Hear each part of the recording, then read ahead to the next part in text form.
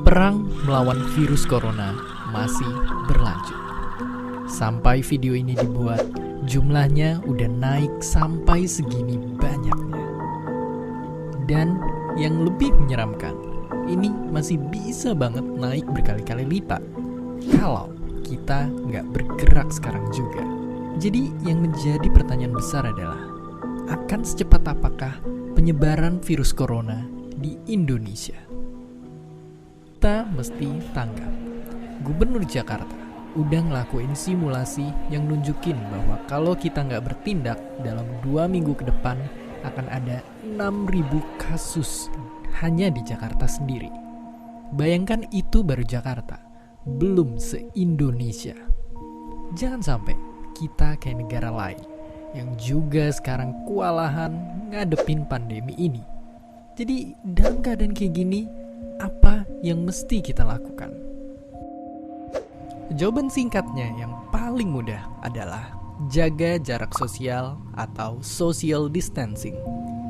Ya, karena data nunjukin dengan ngelakuin jaga jarak dan diam di rumah, penularannya kita lihat bisa turun sangat drastis.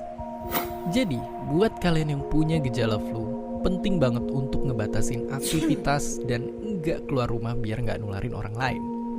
Tapi nggak cuma buat kalian yang sakit, kalian yang sehat pun perlu banget ngebatasin segala aktivitas di luar sekarang juga. Oke, mungkin itu semua kita udah tahu. Tapi pertanyaannya, kenapa ini sebegitu pentingnya dan efektif?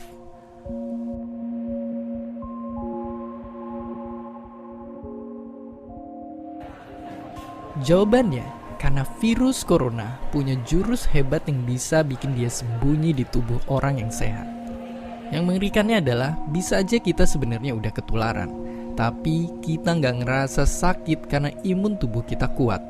Tapi kenyataannya, begitu kita kontak sama orang yang daya tahan tubuhnya lagi turun, kita bisa nularin virusnya ke mereka. Biar gampang kebayang, lihat ilustrasi ini. Bayangin ini pergerakan orang-orang di luar sana. Coba untuk sementara kita bayangin kalau virus corona ini tiap kena orang baru akan langsung nular.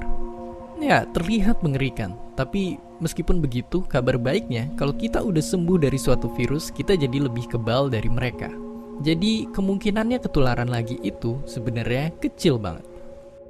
Tapi yang mesti kita waspadain kalau kita nggak ngebatasin aktivitas dan kontak fisik, dalam waktu cepet banget bakalan ada banyak orang yang langsung tertular. Beda ceritanya kalau hampir semua orang memutuskan untuk ngelakuin social distancing dan ngebatasin aktivitas dengan diam di rumah aja, laju penularannya bisa jauh kita perlambat seperti yang terlihat sekarang. Tapi ya, tadi semua itu cuma simulasi. Aslinya, virus corona bisa nyebabin jatuhnya korban jiwa. Banyak orang yang mungkin bukannya sembuh, malah meninggal. Jangan sampai kita terlambat dan bikin banyak orang terdampar di UGD tanpa dapat pelayanan atau fasilitas karena jumlahnya terbatas.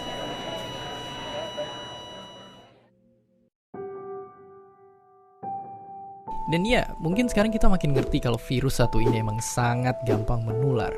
Tapi, walaupun begitu, kita masih harus tetap berusaha dan optimis di kondisi sekarang ini.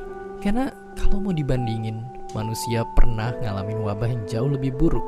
Dari flu babi di tahun 2009 sampai flu Spanyol di tahun 1918 yang merupakan pandemi terparah dalam sejarah. Tentu itu semua bisa kejadian karena keadaan dan teknologi yang masih belum mendukung pada waktu itu. Tapi dengan teknologi kesehatan modern yang kita milikin, kerjasama antara negara yang makin erat, serta dengan bantuan para pahlawan-pahlawan kita ini, semoga kita semua bisa segera keluar dari pandemi ini. Saat semua orang bertanya apa yang mesti kita lakukan, yang perlu kita ingat, tetaplah menjadi baik di saat krisis sekalipun. Belilah barang-barang secukupnya. Beri lebih untuk mereka yang masih harus bekerja di luar sana. Tetap tenang dan berkepala dingin di sosial media. Jaga diri dan jaga orang-orang terdekat kita. Dan jangan lupa berikan apresiasi sebesar-besarnya kepada mereka. Orang-orang yang berada di barisan terdepan, bekerja tanpa pamrih untuk nyelamatin kita semua. Dan seperti biasa, Terima kasih. Terima kasih udah nonton Kok Bisa. Punya pertanyaan lagi? Tulis aja di kolom komentar di bawah. Keep asking and stay curious.